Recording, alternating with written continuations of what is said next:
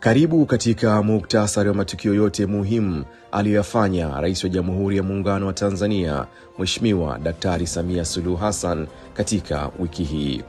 Rais Daktari Samia amefanya ziara ya kiserikali ya siku 3 Jamhuri ya Angola kwa mwaliko wa Rais Joao Lourenço. Lengo la ziara hii ni kuimarisha uhusiano wa kidugu na kihistoria kati ya Tanzania na Angola.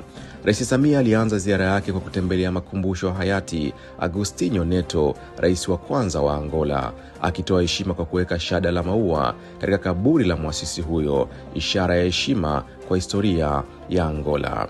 Angola ilimkaribisha kwa heshima ya kijeshi, ikionyesha uzito wa uhusiano huo. Baadaye Rais Daktari Samia alihutubia bunge la Angola akizungumzia umuhimu wa ushirikiano wa kiuchumi na kisiasa. Ziara hii ilikuwa na matunda. Mkataba wa kwanza wa ushirikiano kati ya sekta ya ulinzi pamoja na hati ya makubaliano katika sekta ya uwekezaji ilitiwa saini ili kuweka msingi wa maendeleo ya pamoja. Kabla ya kuhitimisha ziara yake, Rais Daktari Samia alitembelea kiwanda cha kusafisha mafuta cha Luanda, akionyesha nia yake ya kupata ujuzi kuhusu teknolojia kwenye sekta hii muhimu.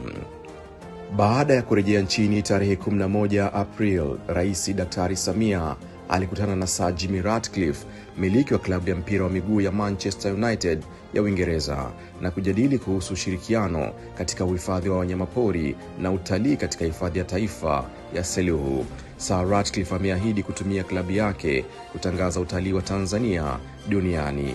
Kama ishara ya urafiki, Rais Samia alimpa Sir Ratcliffe jezi ya timu ya taifa ya Tanzania, Taifa Stars, huku naye akipokea jezi ya Manchester United iliyosainiwa na wachezaji wa Manchester United.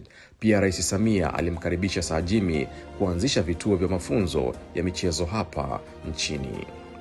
Siku hiyo hiyo Rais Daktari Samia alikutana na uongozi wa kanisa la Kiinjili la Kilutheri Tanzania KKKT Dayosisi ya Mashariki ya Pwani, ulioongozwa na mkuu wa KKKT Askofu Daktari Alex Gehazi Malasusa, kujadili kuhusu utoaji wa huduma kwa watoto wenye mahitaji maalum, hususan changamoto ya afya ya akili. Serikali imeahidi kushirikiana na kanisa kujenga kituo kikubwa zaidi ili kuweza kutoa huduma hiyo kwa watoto wengi wenye uhitaji. Ndiyo hayo tu kwa sasa. Ungana na Ikulu mawasiliano wiki ijayo katika Ikulu wiki hii.